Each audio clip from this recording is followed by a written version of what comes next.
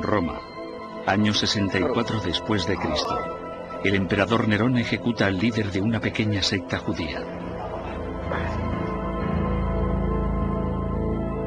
Casi 2000 años después, una magnificente basílica se erige sobre una humilde tumba. Se cree que los huesos que contiene son los de Pedro, un pescador de Galilea. Pedro fue el discípulo que negó a Jesús para poder salvar su propia piel. Era celoso, soberbio, a menudo débil, y aún así se convirtió en el padre de la fe cristiana, un hombre al que se le recuerda como un santo. Muchos de los secretos sobre Pedro no salieron a la luz hasta el pasado siglo. Ahora, gracias a la arqueología y a la ciencia, podemos averiguar quién fue Pedro, cómo se convirtió en el líder de la primera iglesia y si realmente fue su cuerpo el que fue enterrado bajo estas piedras.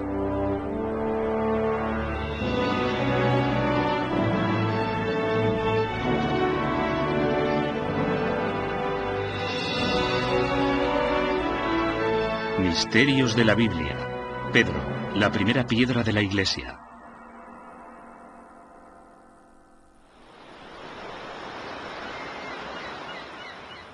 Yo siempre pienso en la película Rocky. Ya sabes, la película americana de Sylvester Stallone.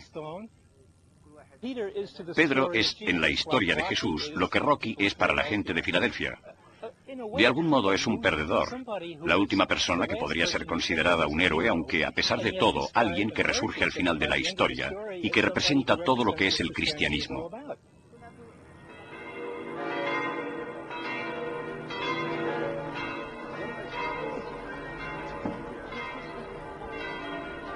La gran cúpula de San Pedro domina el cielo de Roma. Cada año, millones de personas acuden a la Basílica del Vaticano, de la que se dice que se construyó sobre la tumba del discípulo Pedro, discípulo al que Jesús nombró la piedra sobre la que construiría su iglesia.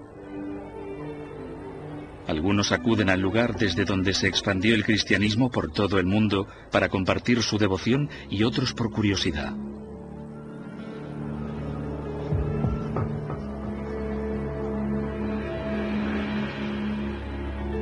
Se cree que Jesús escogió a Pedro como su representante en la tierra. El elegido al que confió las llaves del reino de los cielos. Pedro fue el primer papa, el primero de todos los obispos, y por tanto es importante por su calidad de vicario de Cristo.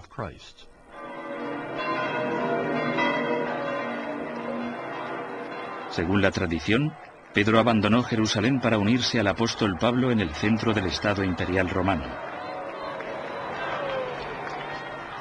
Pero en la Biblia no se menciona nunca que Pedro viajara a Roma, y si lo hizo, ¿dónde están las pruebas?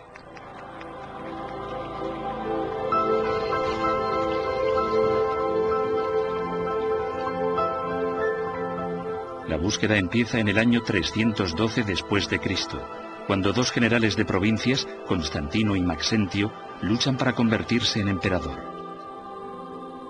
Sus ejércitos se encontraron en el puente Milvián, justo a las afueras de Roma. La noche antes de la batalla, Constantino tuvo una visión. Una cruz en llamas que ardía en el cielo con las dos primeras letras del nombre de Cristo escrito en griego. Un día después, el ejército de Maxentio fue derrotado. Como tributo por su victoria, Constantino decidió construir una basílica enorme justo en el lugar donde los cristianos creían que Pedro estaba enterrado. Pero no era una tarea fácil, puesto que la tumba estaba en la ladera de una colina. San Pedro fue enterrado en el cementerio que se extendía a lo largo de la ladera sur de la colina del Vaticano. Por eso, para construir ahí la basílica, Constantino tuvo que cortar literalmente la cima de la colina y trasladar 22.000 metros cúbicos de tierra.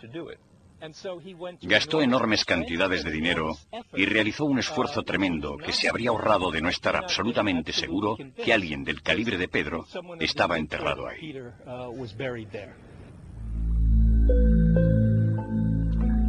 La fortaleza de la tradición cristiana es convincente, pero no decisiva.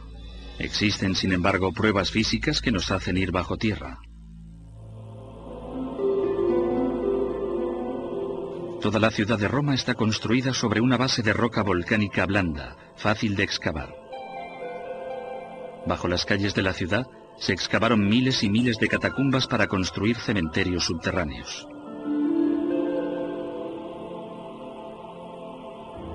Los estrechos túneles y los pasajes están repletos de elaborados mausoleos y criptas para los ricos y nichos sencillos para los pobres. Las catacumbas suponían una forma más bien económica y práctica de enterrar a la gente en un espacio muy reducido.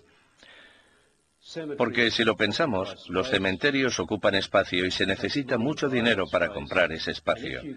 Y si es posible descender varios niveles, porque algunas catacumbas tienen incluso 4 niveles desde la superficie, también es factible enterrar a un mayor número de personas que en un cementerio que discurre por la superficie.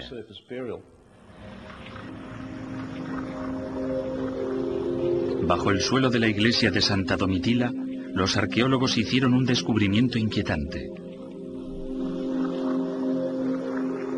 Frescos del siglo I pintados sobre yeso húmedo. El profesor Philip Esler cree que su valor es mucho más que decorativo. Durante el siglo I en Roma había una tradición muy arraigada de hacer retratos post-mortem. Muchos romanos querían tener retratos meticulosamente precisos de ellos mismos para colocarlos en sus tumbas tras su muerte. Si se fijan en esta imagen de Pedro, lo que apreciamos es básicamente una cara cuadrada, pelo rubio, mandíbula grande, cuadrada y con una frondosa barba. La misma imagen que encontrarán en todos los iconos de Pedro desde la fecha de este retrato hasta hoy.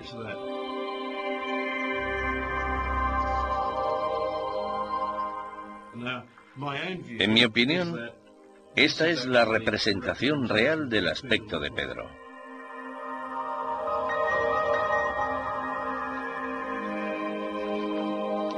Una tradición de 2000 años de antigüedad y una imagen del siglo I después de Cristo afianzan el hecho de que Pedro hubiera viajado a Roma, pero la prueba más fehaciente se encontró bajo los pies del Vaticano. En el año 1939, unos arqueólogos que excavaban bajo el suelo hicieron un descubrimiento asombroso. Desenterraron una calle subterránea repleta de magnificentes tumbas del siglo I. Cientos de años antes, Constantino las había enterrado bajo tierra para formar la base de su basílica. Entonces, en uno de los lados, los arqueólogos descubrieron una pared y una tumba que estaba directamente bajo el altar y que tenía todas las características de la tumba de Pedro. Descubrieron que la tumba había sido cubierta por los cristianos con monedas que los peregrinos depositaron durante siglos. Se encontraron cerca de 1.300 monedas sobre dicha tumba. Además de la tumba, los arqueólogos encontraron huesos humanos, aunque pertenecían a más de un individuo. En 1956, una segunda investigación levantó nuevas esperanzas de que esta fuera realmente la tumba de Pedro. Trajeron a una epigrafista romana, o especialista en inscripciones antiguas, de nombre Margarita Guarducci, para que intentara descifrar y analizar las inscripciones que los peregrinos cristianos habían dejado en la lápida sobre la tumba de Pedro. En cuanto comenzó el estudio de las mismas, se percató de que había un pequeño nicho que se había excavado en la pared, y preguntó a los trabajadores del Vaticano qué había habido originalmente en ese nicho. Los trabajadores de entonces respondieron que ahí había habido un conjunto de huesos que se encontraron durante unas excavaciones y que se habían almacenado en una caja junto con otros huesos sobrantes de otras excavaciones y que se encontraban en un almacén bajo la basílica.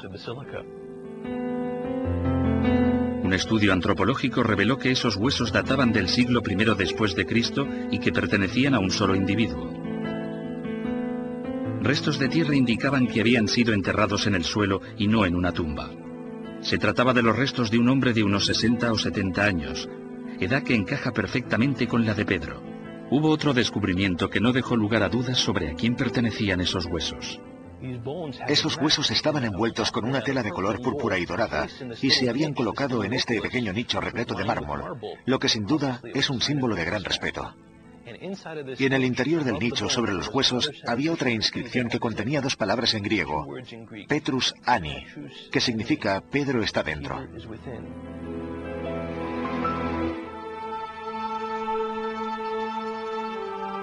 La Iglesia Católica devolvió los huesos a su lugar de descanso original bajo el altar situado en el corazón de la Basílica de Roma. Todos estos hechos sugieren que Pedro estuvo en Roma, pero seguimos sin saber el porqué de su viaje, ni por qué le acabaron considerando el jefe de la Iglesia cristiana. Necesitamos averiguar algo más sobre Pedro y el entorno en el que vivió.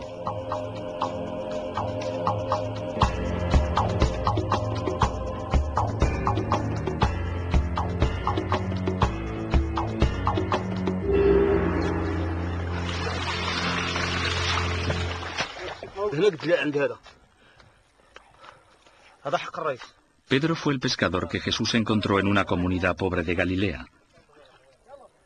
Esta imagen tradicional de la vida en el siglo I después de Cristo muestra pescadores humildes ganándose la vida pobremente en una rutina de subsistencia en un lugar remoto.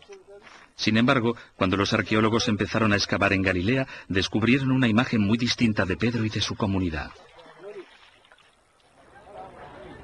Galilea era un eje comercial muy activo. Se embarcaban o se transportaban con rapidez por carreteras bien construidas grandes cantidades de mercancías. Flotas de barcos en el mar de Galilea, que también se conoce como el lago Tiberíades. Era por tanto un mundo comercial, un mundo urbano pero también agrícola, con pequeñas poblaciones, aldeas y caseríos. Es posible que Galilea no fuera un rincón rural. De hecho, muchos expertos creen que era mucho más que eso. No vivían en un entorno rústico y marginado del resto del mundo, sino que formaban parte de un núcleo cosmopolita integrado por completo en el Imperio Romano. Eran el Imperio Romano de Oriente. Los romanos contemplaban Galilea y Judea más al sur como la piedra angular de la zona oriental de su imperio.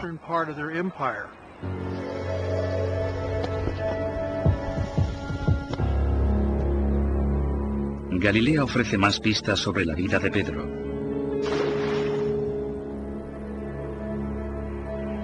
En la costa norte yacen las ruinas de una aldea pescadora llamada Capernaum. En el centro se encuentra una casa que durante siglos ha sido lugar de culto para los cristianos. Los historiadores están convencidos de que se trata de la casa de Pedro. ¿Por qué veneraban una casa en particular en Capernaum? Hay indicios que sugieren que en el pasado esta casa se consideraba la casa de Pedro. Finalmente construyeron un sepulcro, luego una iglesia y así se fueron expandiendo durante siglos. En realidad, la casa de Pedro nos da mucha información acerca de su estatus económico. La casa estaba formada por un patio rodeado de habitaciones, la mayor de las cuales hacía 8 por 9 metros. Era una casa de calidad con suelos de basalto. Los evangelios dicen que Pedro se casó y tuvo hijos. Esta casa era lo suficientemente grande para toda una familia. Yo consideraría esta casa como una casa de clase media. Podía alojar una familia numerosa. Era una propiedad selecta en comparación al resto del mar de Galilea. Por tanto, no creo que Pedro fuera un pescador pobre. En 1985, tras una intensa sequía, salió a la luz más información sobre el estatus económico de Pedro. A medida que el nivel del agua fue disminuyendo, aparecieron artefactos que habían permanecido escondidos durante miles de años. Los arqueólogos que excavaban en las costas del noroeste de Galilea encontraron los restos de una barca del siglo I después de Cristo que se había conservado gracias al lodo. Las dimensiones coinciden con las que la Biblia otorga a la barca de Pedro.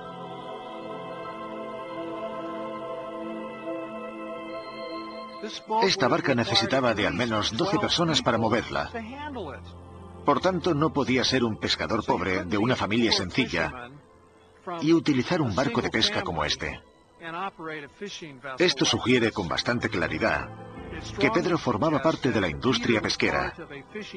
Y de hecho, según los evangelios, el padre de 2 de los discípulos que conocían a Pedro, a los que Jesús llamaba hijos de Zebedeo, contrataban a sirvientes para trabajar en un barco cuya descripción coincide con el barco encontrado hace 15 años.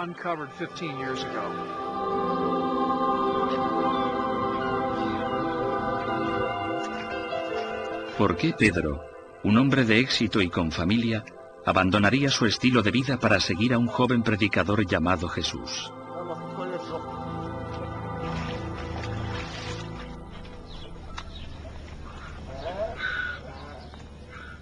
Los romanos habían modificado la infraestructura económica. Introdujeron enormes impuestos sobre los habitantes de Galilea y cambiaron el trueque por un sistema de crédito. Los granjeros y los pescadores podían pedir dinero prestado para comprar semillas y redes. Sin embargo, si la cosecha o la pesca no iba bien, las deudas y los impuestos debían pagarse igualmente. Este habría sido un factor importante para Pedro. Como hombre de negocios, Pedro habría adquirido compromisos con sus empleados, además de tener una familia que alimentar.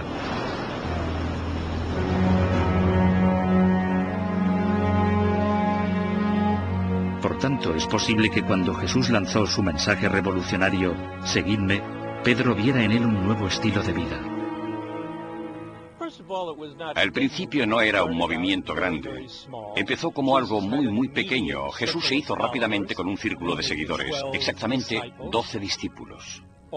Todos ellos estaban casados, por lo que ya tenemos 24 más los hijos. Así que tal vez tengamos un séquito de unas 40 o 50 personas errando a su alrededor, siguiéndole de un lado para otro y atrayendo a más gente, aunque probablemente no llegaran a ser muchos más.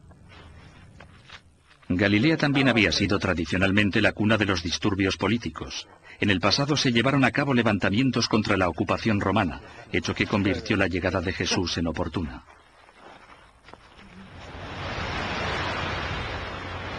Algunos teólogos, como John Drain, creen que Jesús era un rebelde. Jesús era un inconformista, no hay ninguna duda. Tal vez llamarle hippie sería ir demasiado lejos, pero era claramente una persona con mucho tiempo en su haber y una gran visión. Y parece que la invitación gustó a Pedro. Bueno, pues si esto te interesa, ¿qué te parece si vienes conmigo? Vemos lo que podemos hacer, qué podemos sacar de todo esto y empezamos desde ahí. De acuerdo con los indicios que tenemos hasta ahora, no parece que haya nada realmente importante sobre Pedro. El misterio sigue siendo por qué Jesús escogió a un hombre tan común para convertirse en su pilar y llegar a ser el líder de su incipiente iglesia.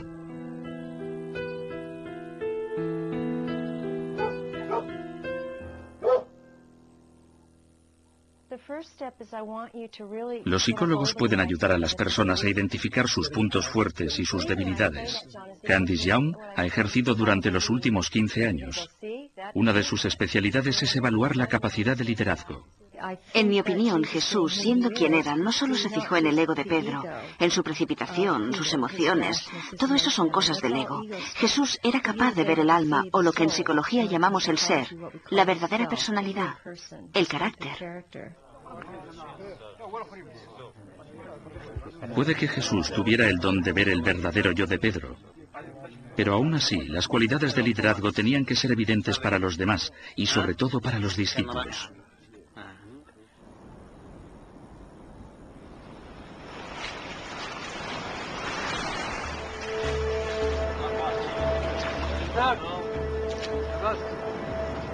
El primer signo del potencial de liderazgo de Pedro se revela en los Evangelios, en un episodio famoso donde se dice que Jesús andó por encima del agua. Aparentemente Pedro intentó imitarle.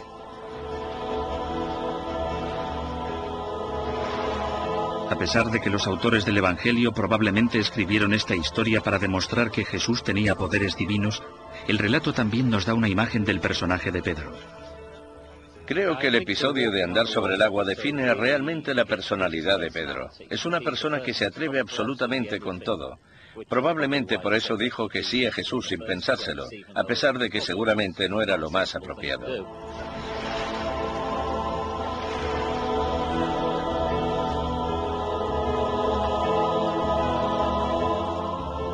No podemos afirmar que la historia fuera un milagro o una metáfora. Pero lo que sí hicieron los autores del Evangelio fue destacar a Pedro como el único discípulo lo suficientemente entusiasta como para arriesgarse. A pesar de su fracaso, fue el único que lo intentó. Pedro es un personaje muy complejo. Era impetuoso y ansioso por complacer. Era como los niños que siempre levantan la mano en clase y dicen, yo sé la respuesta, yo sé la respuesta. Y luego el maestro les dice, no, te has equivocado otra vez.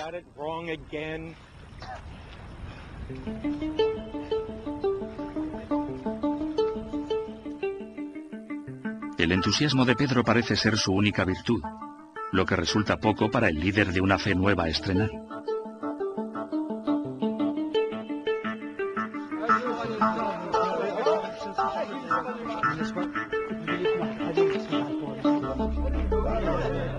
El hecho de que Jesús le nombrara la piedra sobre la que construiría su iglesia tuvo que sorprender a los discípulos. Una de las interpretaciones es que Jesús lo dijera en tono irónico. Jesús le señala y dice, tú eres el tipo de persona sobre la que podría construir una iglesia porque no eres perfecto y además cojeas un poco. Jesús también tenía mucho sentido del humor. Así que tal y como él dice, supongo que hacía todo ese tipo de afirmaciones con algún que otro guiño que nosotros no podemos ver en las páginas de un libro. De ahí solo sacamos las palabras cuando dice, sí, Pedro, tú eres una auténtica roca, un hombre realmente de confianza, todos lo sabemos. Fijaos en lo que ha hecho. Pero en realidad él era el tipo de hombre que necesitaba en esa nueva forma de ser.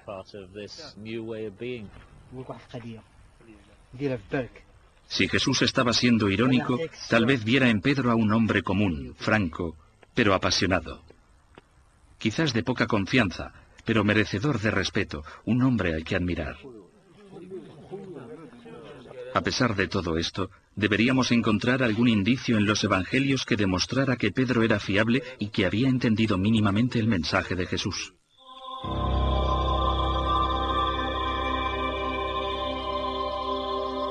Sin embargo, en el Evangelio de Juan, aparece un incidente en el jardín de Getsemaní, durante el arresto de Jesús, que demuestra que Pedro no entendía su mensaje.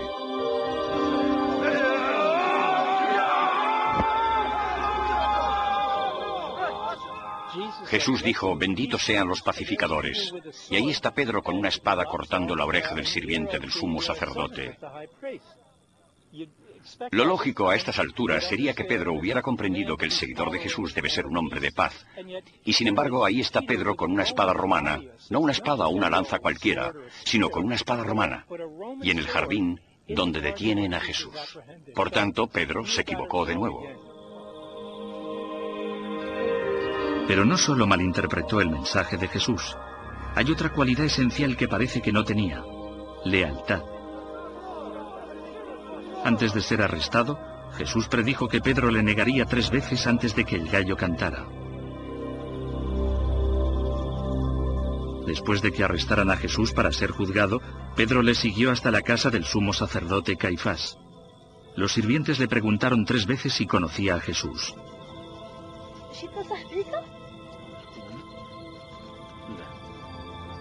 Las 3 veces respondió que no.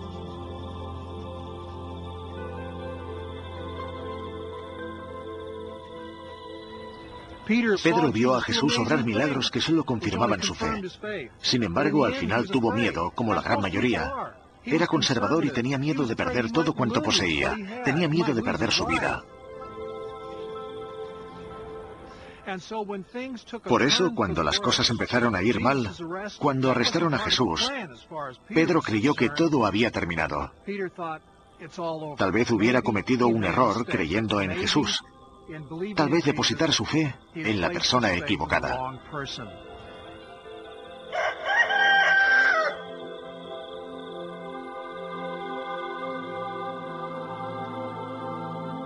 Pedro no parece ser un buen candidato a líder. Y quizás nuestra investigación habría llegado a un callejón sin salida si no fuera por otra fuente de información.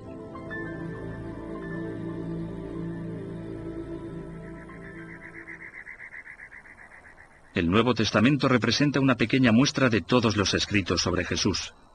Existen muchos textos escritos por cristianos que se omitieron en el Nuevo Testamento porque la Iglesia los consideró inapropiados o demasiado controvertidos. Se trata de los textos apócrifos. La palabra apócrifo significa oculto. Uniendo una serie de textos de los primeros cristianos, se creó el Nuevo Testamento. Intentaban determinar qué textos resultaban vitales para centrar las cuestiones de la doctrina.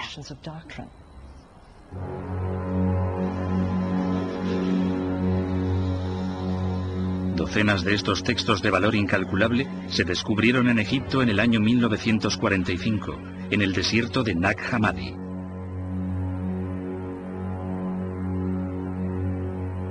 Algunos sacan a relucir diferentes aspectos del personaje de Pedro. El texto llamado La Sofía o Sabiduría de Jesús proporciona una visión completamente distinta del papel de mujeres como María Magdalena. El texto La Sofía de Jesucristo, por ejemplo, no habla solo de 12 discípulos varones, sino que habla de 7 mujeres y 12 discípulos varones a los que se les ordena salir a predicar el Evangelio. María Magdalena aparece como una figura destacada entre todos ellos. Si María Magdalena también fue candidata a líder, esto podría haber generado rivalidad entre ella y Pedro. Una rivalidad que podría ser muy perjudicial para el movimiento. Hay indicios que demuestran que Pedro dejó que su orgullo y sus sentimientos influenciaran su comportamiento, actitud poco apropiada para un líder. El papel de líder de María tuvo su oposición, tal y como podemos imaginar. Se la acusa de inventar cosas y de hacerlo todo por su propio bien. Pedro interviene diciendo: ¿se supone que debemos creer que Jesús la prefería a ella antes que a nosotros? Le dijo: sabemos que el Salvador te amó a ti más que a las demás mujeres. Pero lo que ahora resultaba evidente es que Jesús la amó más que a ellos, y ahí estaba precisamente el problema.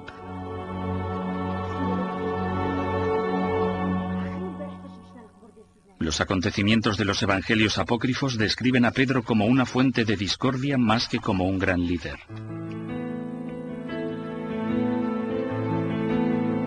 Tras la crucifixión de Jesús, los discípulos quedaron sumidos en un estado de total desesperación. En vez de ser el pilar o una fuente de inspiración, Pedro volvió a su hogar en Galilea.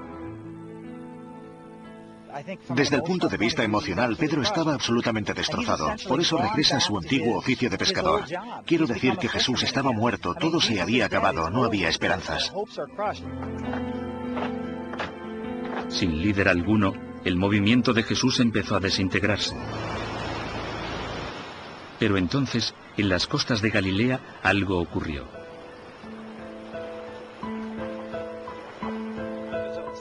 Según los evangelios, Jesús apareció.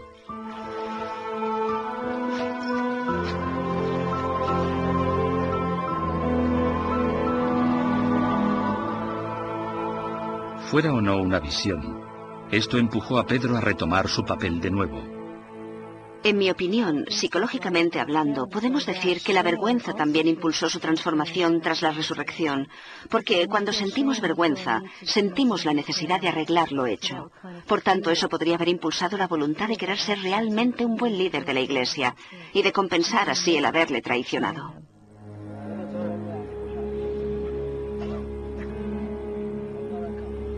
Con la misión aparentemente bien definida, Pedro adoptó el rol de líder del movimiento de Jesús. Con la confianza renovada, guió a los discípulos hasta las calles para que predicaran abiertamente. La Biblia afirma que Pedro descubrió que, al igual que Jesús, él también tenía el poder de sanar.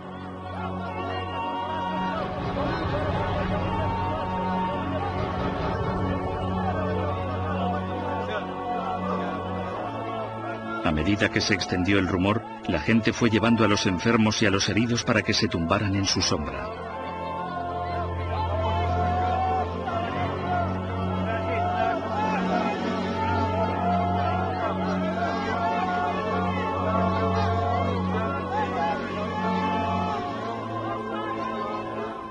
Entre las hazañas de los apóstoles también tenemos la de Pedro curando gente con una sombra o con un pañuelo.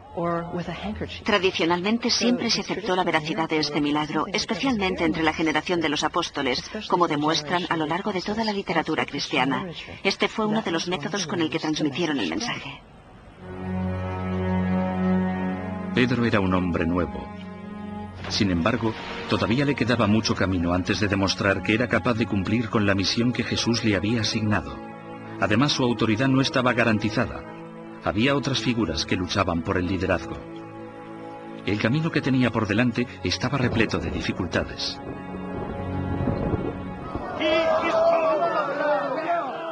Pablo, un radical recién llegado al movimiento, era celoso y apasionado. Quería que el cristianismo se extendiera más allá de Israel y por todo el Mediterráneo. Pablo quería predicar a los no judíos, los gentiles. Luego estaba Santiago, el hermano de Jesús, que solo quería judíos en el grupo. Según las cartas de Pablo, Pedro estaba en medio compartiendo el trabajo de evangelización con Santiago y Pablo.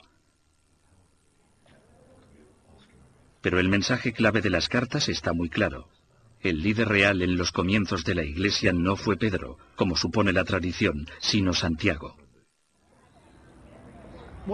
Lo que resulta interesante es que Pablo se queja de que Pedro actúa correctamente con los cristianos gentiles, pero que cuando Santiago trae a sus hombres, Pedro se siente intimidado y empieza a distanciarse de los cristianos gentiles. Esto me dice que quien tenía autoridad era Santiago y que Pedro se sometía a ella. La ruptura entre Santiago y Pablo supuso una oportunidad única para Pedro. El conflicto podría haber destruido fácilmente la Iglesia de los primeros tiempos.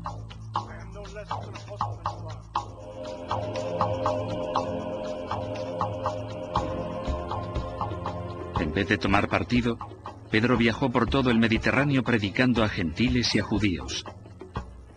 Fue una decisión crucial. Cuanto más viajaba, más se afianzaba su autoridad en las comunidades cristianas. Sin embargo, el liderazgo de Pedro debería superar la verdadera prueba en Roma, la capital del imperio.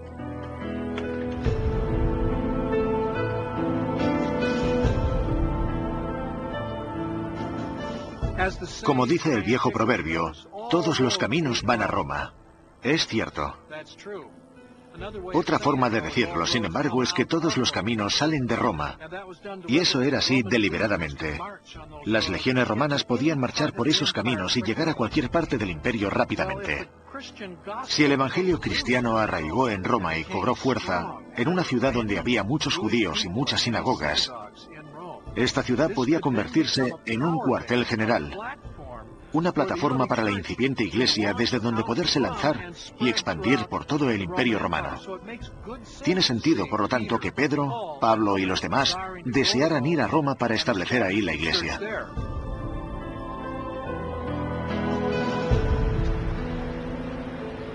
Los textos apócrifos dicen que Pedro fue a Roma con su familia, lo que indica que tenía intención de quedarse para siempre. Esto lo corroboran los Corintios en el capítulo 9, donde Pablo menciona que Pedro se lleva a su mujer consigo. De hecho, Pablo dice, solo yo y Barnabás somos la verdadera excepción de la regla. Es como si todos los apóstoles se llevaran a sus mujeres durante sus mandatos.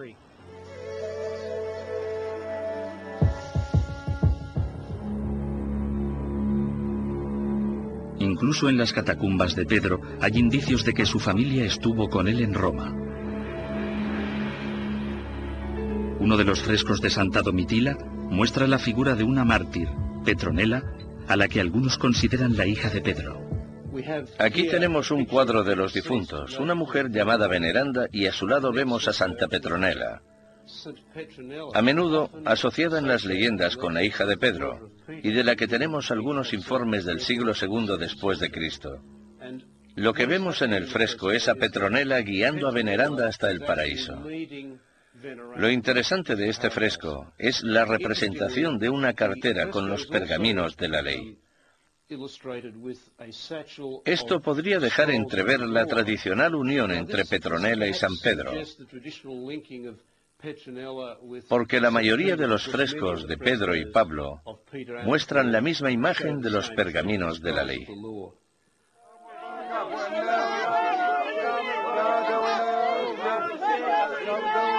Para establecerse como líder de la comunidad cristiana en Roma, Pedro necesitaba credibilidad.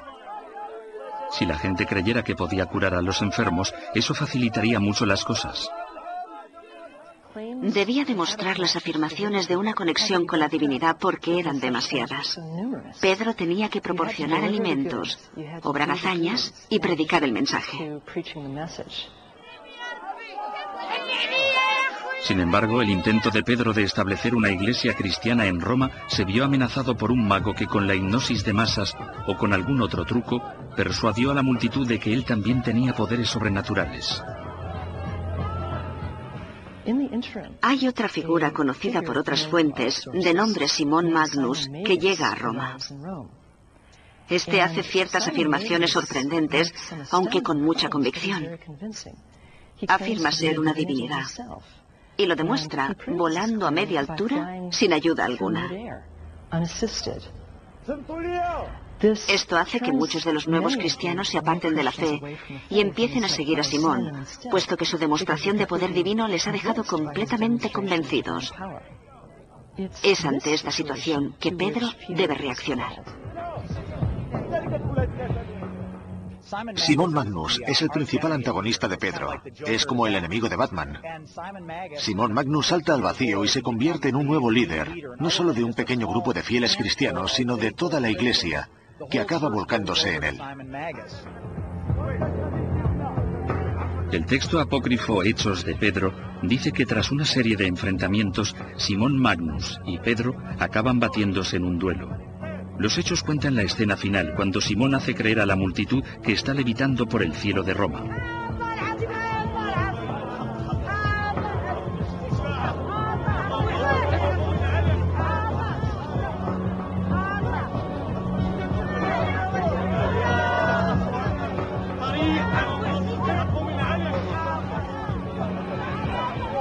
Pedro tiene que detenerle.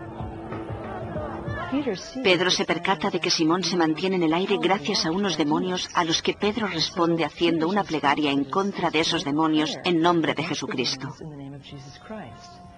Los demonios se asustan y sueltan a Simón Magnus, que cae al suelo y se rompe la pierna por 4 puntos. Luego sale en busca de atención médica, pero el médico se equivoca y muere. Fue así como Pedro se deshizo de Simón Magnus.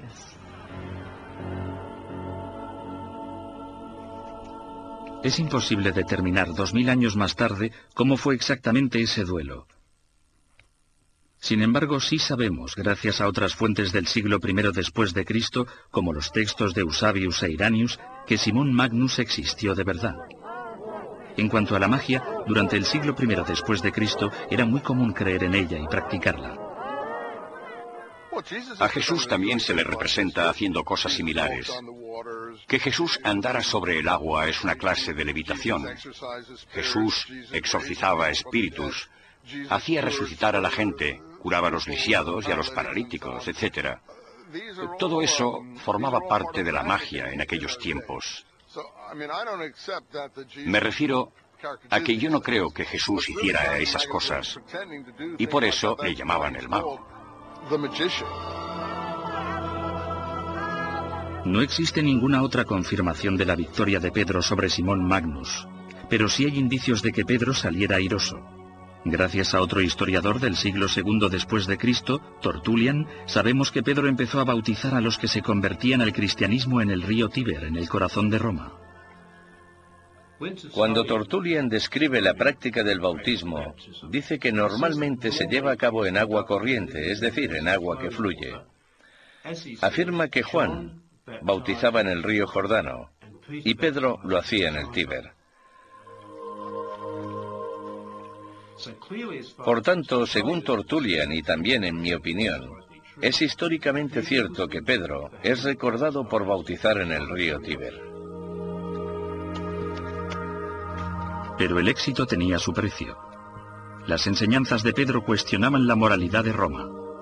Cuantos más paganos convertía el cristianismo, más se arriesgaba a perder la vida.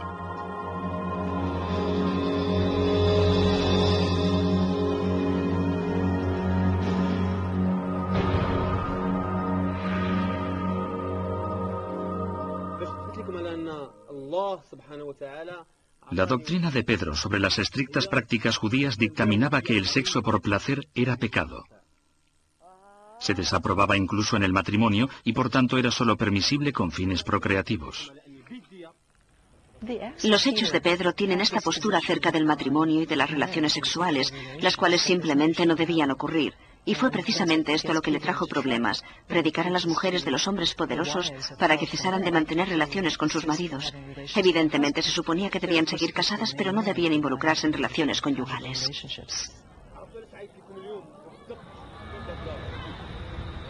No es de extrañar que Pedro enajenara a 2 senadores romanos. Le encarcelaron en la cárcel llamada Tuliano, en la colina Mametina, en Roma, junto a su viejo amigo Pablo.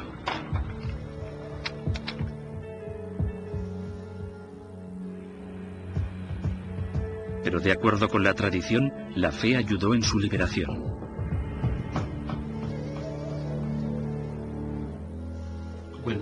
Cuando encarcelaron a Pablo y Pedro juntos, estos consiguieron convertir a 2 de sus guardias y algunos más a los que bautizaron utilizando el agua de una fuente, que según la tradición, apareció milagrosamente del suelo. Que esta historia sea cierta o no es una cuestión. Pero lo que está claro es que encaja perfectamente con lo que yo creo que históricamente es cierto, que cuando Pedro estuvo en Roma, bautizó a los que se convertían.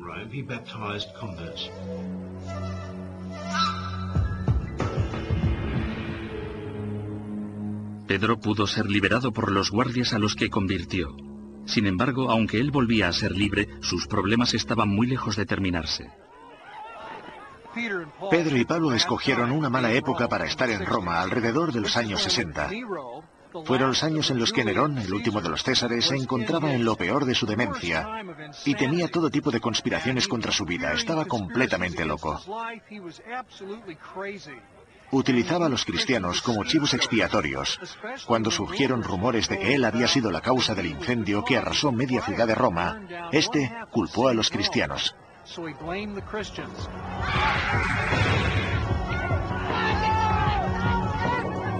Nerón inició una horrible campaña de persecución sin precedentes.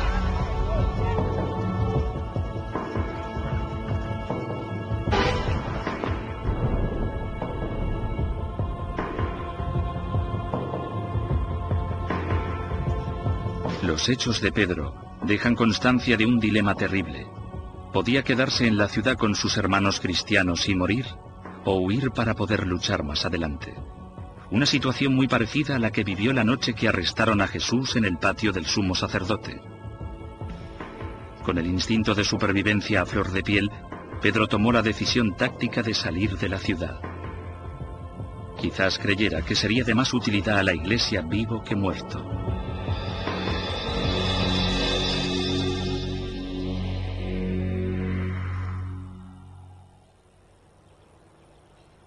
En la Vía Apia se encuentra la iglesia Quo Vadis. Está dedicada a un relato de los hechos de Pedro, en el que se nos da una imagen muy valiosa de cómo Pedro finalmente asume su liderazgo de la incipiente iglesia. Estas son las losas de la Vía Apia. A unos 6 kilómetros hacia allí abajo entramos en las calles de Roma. Si se quería salir rápido de Roma, esta calle era una buena opción. Pedro se puso un disfraz y andó por esta calle con el fin de escapar de la ciudad.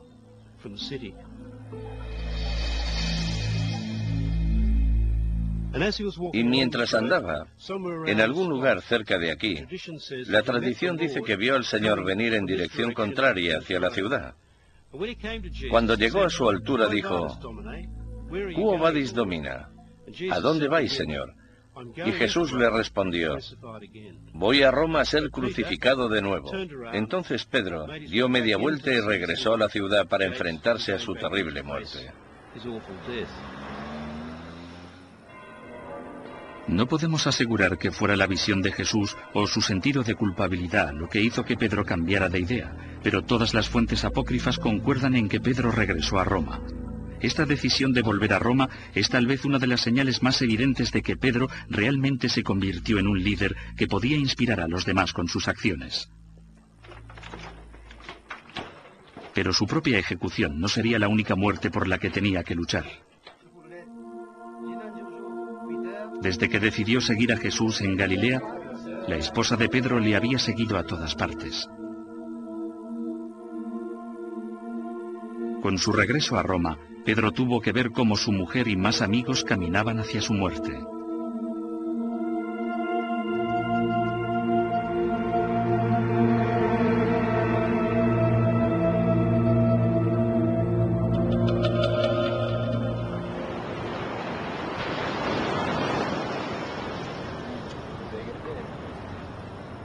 Algunos teólogos, como Andrea Molinari, creen que fue algo más que simplemente una esposa. Sabemos que la esposa de Pedro fue detenida para ser martirizada y que de camino al martirio, Pedro la animó a recordar al Señor. Esto me parece interesante porque realmente nadie martirizaría a una mujer que se dedica a fregar los platos en un segundo plano. En mi opinión, la esposa de Pedro participó activamente en la maestría. Al fin y al cabo, ella también tenía una historia que contar. Al menos una historia. Su madre fue milagrosamente sanada por Jesús y además fue testigo de los cambios que experimentó su marido.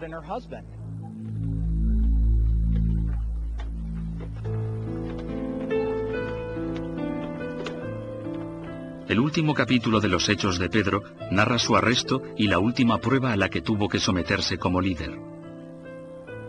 ¿Elegiría al César y la libertad? ¿O a Dios y una muerte segura? Esta vez Pedro no falló a su maestro. Pidió que su muerte no le colocara al mismo nivel que Jesús. Lo que no podemos asegurar es que esto fuera realmente una petición propia o el resultado de una ejecución bárbaramente planificada. Le crucificaron boca abajo en el circo de Nerón, en la capital del mayor reino que jamás haya conocido el mundo.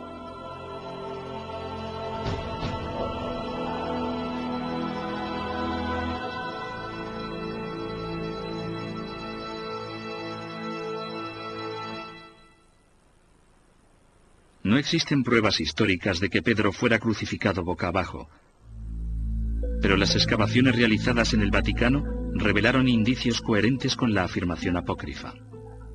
Cuando se examinaron los huesos, los patólogos encontraron piezas de todo el cuerpo menos de los pies.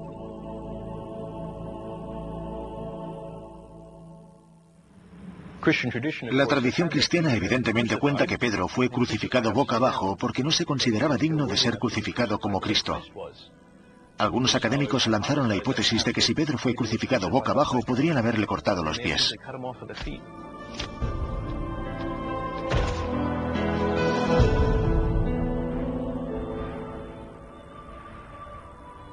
La muerte de Pedro dio a los cristianos la fuerza suficiente para sobrevivir al reinado de terror de Nerón, que acabó suicidándose 4 años más tarde. Pero tendrían que pasar 2 siglos más antes de que Constantino se convirtiera en emperador y que el cristianismo floreciera y se extendiera por todo el mundo. Fue entonces cuando la misión que Jesús había encomendado a Pedro, un simple pescador de Galilea, se completó finalmente.